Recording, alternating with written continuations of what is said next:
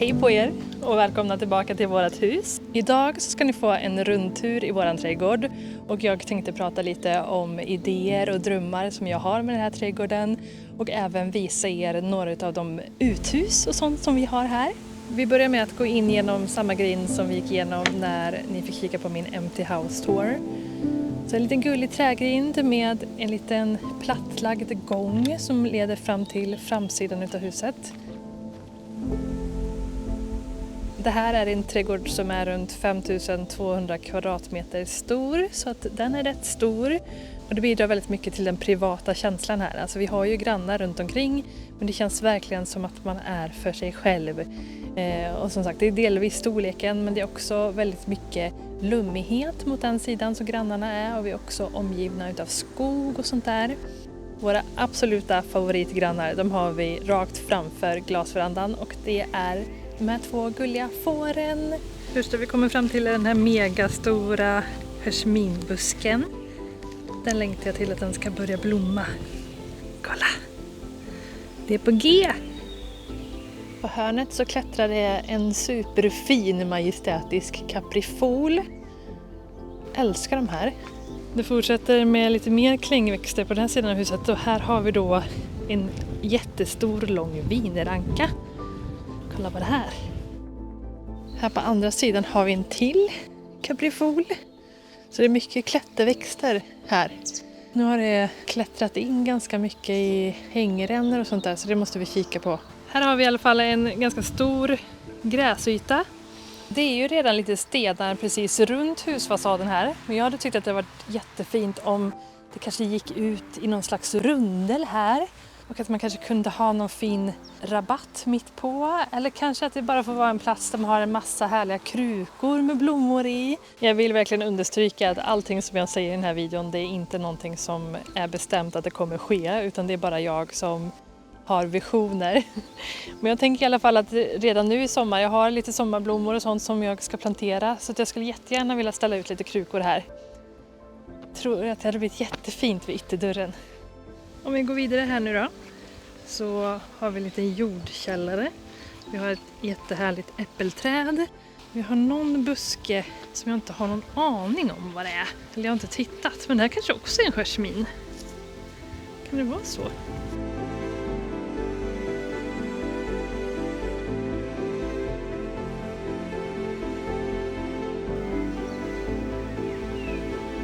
Och sen kommer man runt här.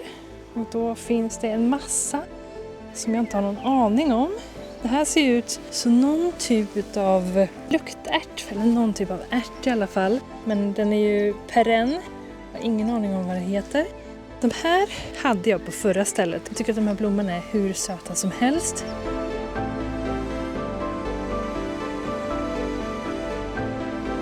Sen har vi någon typ av ros. Ännu en vinranka. Här nere har vi, vad kan det här vara? Smultron eller jordgubbar. Återstår att se. En massa gräslök. Och här hänger vattenslängen på en jättefin krok. Som vi kilar ner här nu då. Så har vi både klädställning och växthus.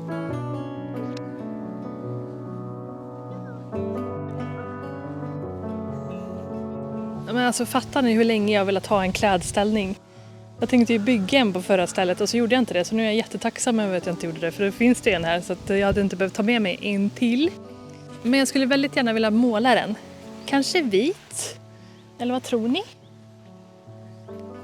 Jag har redan hängt min första tvätt här och vad drömmigt det var. Alltså jag är ju inte på något av de ställena jag bott på har jag kunnat hänga tvätt. Och jag har längtat efter det här ögonblicket. Hänga tvätt ute är lyx. Oj! Någon är bus. Ja, du. Här finns det såklart massor av idéer. Jag skulle verkligen vilja ha någon typ av köksträdgård. Jag har börjat ställa upp mina gamla pallkragar nu bara för att testa i layout lite. Och jag tror att de står lite för nära växthuset. Solen kommer liksom härifrån så man kanske vill flytta ut dem lite. Men att man kanske kan ha 2-3 rader. Och det behöver ju inte ens vara pallkragar utan det kan ju vara bäddar. Vad heter det? No-dig bäddar typ. Men jag älskar det här liksom symmetriska som riktar ögat in mot växthuset. Så man bara vill gå in genom portarna så här. Men alltså jag kan inte fatta det, att jag har ett växthus, att jag kommer kunna odla här inne nästa år. Vi har en L-formad bädd här. Och så har vi mer vinrankor. Här har vi en arbetsbänk. Och så har vi en odlingsbädd till. Och så är vi tillbaka på utgången. I det här hörnet har vi också en vinranka. Som har klättrat ända till lampan här borta. Kan man se de blivande vindruvorna. Hoppas de är goda. Ja, vad ska vi hitta på i det här växthuset då? Hur mycket som helst. Jag är ju såklart jättesugen på att testa odla tomater i växthus. Känns som att man har levlat upp totalt med tanke på att de tidigare ställena jag bott på så har det varit så extremt blåsigt på de soliga ställena. Det här blir nog kanon, va? Så jag är så glad över att du verkar trivas så bra i den här trädgården redan. Precis som jag. Och i huset.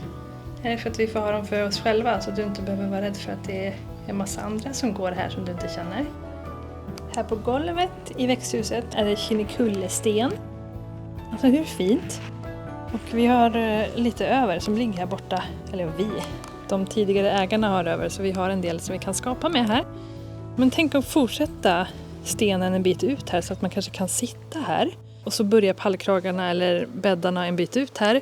Och så skulle jag jättegärna vilja ha en gång som leder bort till huset. De får gärna slingra sig lite grann. Jag tror att det hade kunnat vara hur fint som helst. Oh my god, hon har aldrig klättrat i träd innan. Passan, har du blivit en ny katt på det här stället eller? Alltså vad glad jag blir. Mjau. Men gud, det är det sjukaste jag sett. Alltså. Oj. Här precis bredvid vårt växthus så har vi den omtalade dammen som jag beskrev i min Empty House Tour. Här behövs det verkligen fixas till. Jag skäms ju att det ser ut så här. Men vi har verkligen inte hunnit ta hand om det här. Hur gör ni som har dammar? Är det ett evigt omhändertagande?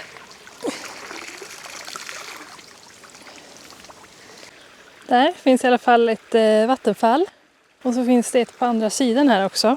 Det finns snäckrosor, alltså kolla! Lite guldfisk som min lilla kissa här. Jag tycker det är jätteroligt. Här borta finns ett till vattenfall. Så jag glömde säga att här bakom finns det faktiskt solceller. Tydligen så ska det här göra att vi ska ha gratis el från typ mars till oktober eller någonting sånt där. Så det ska bli spännande att se. Att huset ska vara billigare i drift även på vinterhalvåret. Och här borta så har vi en bastu. Sen öppnar sig hela resten av trädgården. Det var några som var intresserade av att veta vad huset värms upp av. Och vi har bergvärme. Och så har vi eldstad där inne som ni vet. Och för att värma upp oss så har vi den här bastun. Så här ser bastun ut. Och för mig som aldrig gillat att basta så tycker jag ändå att det känns väldigt mysigt här inne. Så det här ska vi absolut testa. Min man älskar att basta så att det här kommer bli jättetrevligt för honom.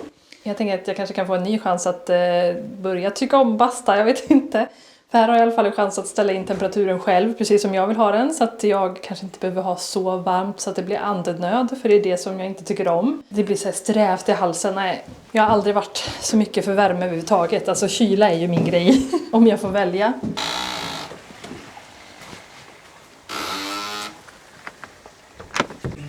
Så den här vinen är ju bara riktigt mysig.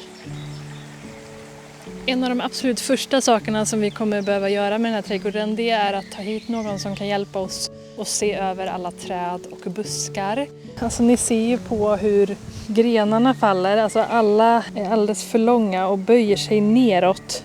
Jag tycker ju att allt det här som berör träd och buskar är fantastiskt kul och intressant, för att det är någonting som jag inte har kunnat hålla på med tidigare men som jag kommer kunna hålla på med nu. Det är så coolt typ, allting man kan göra och hur man kan påverka hur ett träd till exempel fortsätter växa och hur det utvecklar sig. Och med rätt beskärning så kan man liksom få det att växa precis som man vill att det ska växa. Och man kan också förhindra att sådana här saker händer. Att grenar blir så stora och långa och tunga att de böjer sig. Så det är också här uppe att jag har lärt mig av mamma att man ska beskära så att grenar inte möts. Alltså de inte ligger och skaver mot varandra som det gör här uppe. Härifrån kommer vi i alla fall till den här rabatten. Så här har vi ett lite högre stöd. Och jag älskar också att det finns en hel del stenar i den här trädgården som jag tycker bidrar så himla mycket till känslan. Kolla, vi har en flaggstång! Jag är så orimligt taggad på att flagga för första gången. Min födelsedag by the way. Jag har fyllt år när ni ser det här. Fyllde den 3 juni. Men jag har inte fyllt när jag spelar in det här. Jag ser jättemycket fram emot att min man ska få hissa flaggan för mig. Och jag ska kolla på. I den här delen av trädgården har vi jättemycket problem med sorkar. Så är det någon som har tips på vad man kan göra för att slippa ha 1 triljon olika jordhögar överallt. Som ser galet ut. Så får ni jättegärna säga till. Det här är nog den delen som jag har absolut störst drömmar kring. Det finns så mycket man skulle kunna göra som skulle kunna få det här och liksom vakna till liv så mycket. Alltså dels är det en jättestor gräsyta här. Jag har redan berättat där i min Empty House Tour, men jag vill ju väldigt gärna ta bort glaset från det här uterummet som känns alldeles för modernt för det här huset. Och så skulle jag vilja göra en vanlig öppen veranda med snickarglädje. Jag skulle tycka att det var så trevligt med en öppen veranda som är liksom full med blommor runt om. Och så är det som en grusplan här framför. Jag skulle gärna göra någon lite större grusyta som liksom gärna får vara också, precis som jag nämnde på framsidan. Det skulle kunna vara som en liten rundel här. Jag skulle också önska att den här grusvägen liksom fortsatte fram eller gick över i någon slags plattor här framme och ända fram till växthuset. Här har vi i alla fall en jättehärlig kopparkittel som jag planterat lite i nu. Lite zinnia, en dahlia och en stjärnflocka tror jag det är där. Sen har vi jättehärliga rabatter på den här sidan. Kolla!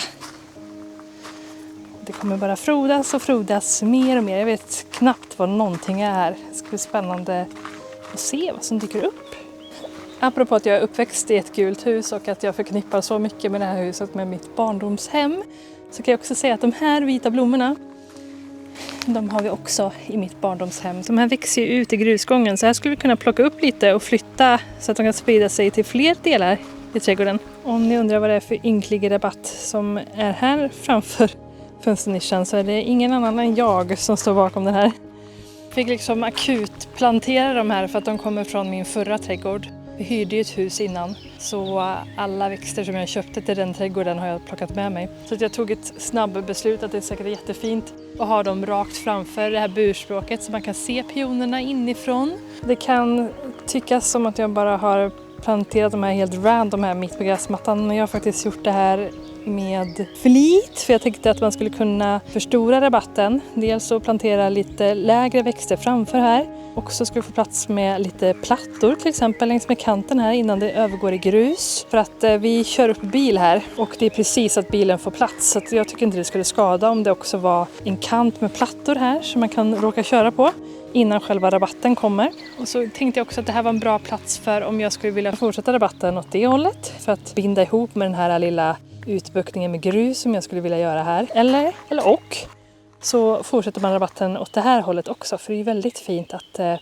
ha en rabatt som leder en upp till huset liksom. Men alltså nu kommer vi på riktigt in i min absoluta favoritdel av trädgården. Det här trädet här borta, det är väl en oxel tror jag det heter. Så drummig när den blommar och hänger över. Så har jag liksom syren på den här sidan.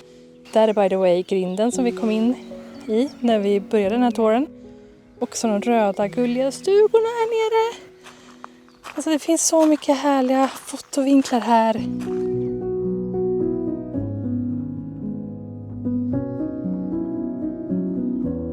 Apropå oxelträdet här nu så tycker jag att det är så himla gulligt under. Jag älskar ju stenarna i trädgården.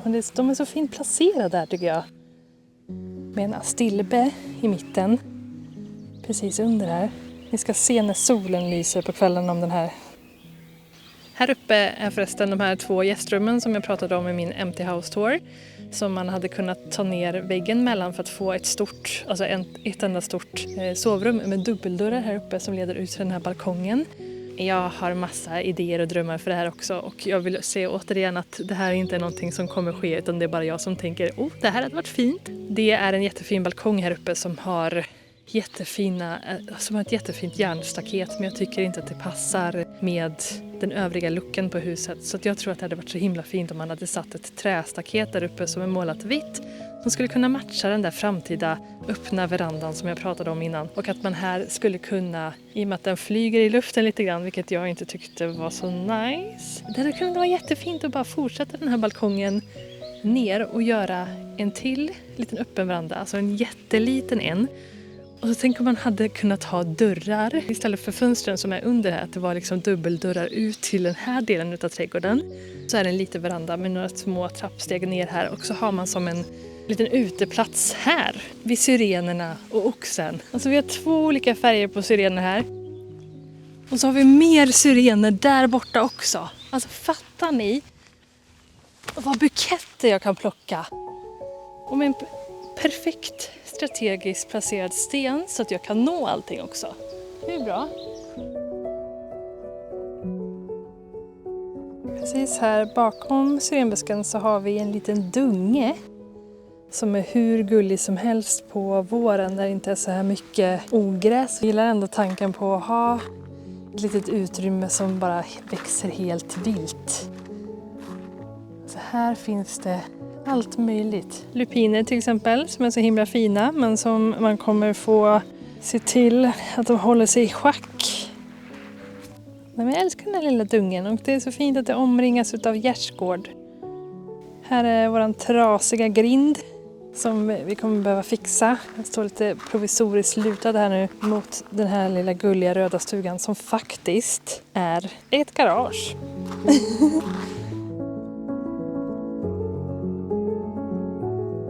Jädrar vad det växer här, kan ni tro. Och här är en garageport. Det passar inte riktigt in, va? Och vet ni, här borta, inte nog att det finns mer syrenbuskar som dessutom verkar blomma lite senare än de andra. Jo, det finns faktiskt någonting här bakom som jag har längtat efter jättelänge och som... Tänk att jag kunde få både ett helt fantastiskt vackert hus, en sån här stor privat trädgård, växthus och snickarbod. Ni hörde rätt. Den här slingriga stenvägen skulle man kunna fortsätta som en Y ut här, rakt mot min snickarbod. Innan vi går in där så måste vi ta ett moment för detta otroliga träd. Kolla! Cute! Underbara.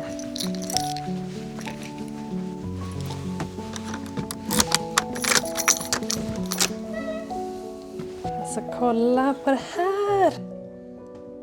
Jag har en helt egen snickarbod där jag kan göra alla mina projekt. Och ett jättegulligt fönster ut. Vad drömmigt att stå här och snickra och titta på sin trädgård. Nu är det ju väldigt mörkt här inne. Men alltså på dagen så är det solljus rakt in här. Kan ni tänka er att stå här med ljus som badar och snickra?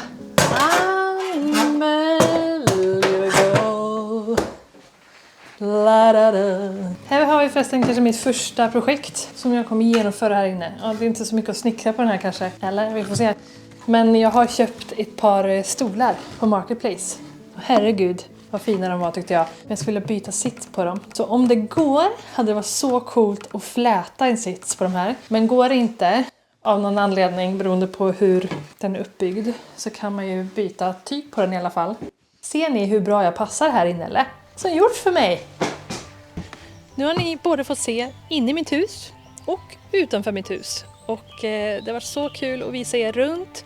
Har ni inte redan sett min Empty House Tour så finns den här. Här finns också en spellista med alla videos som är relaterade till huset och mer kommer såklart att komma. Nu är det dags för mig att gå in Nästa vecka så ses vi igen med en ny video och då kommer det handla om våran första tid här i huset. Hej då!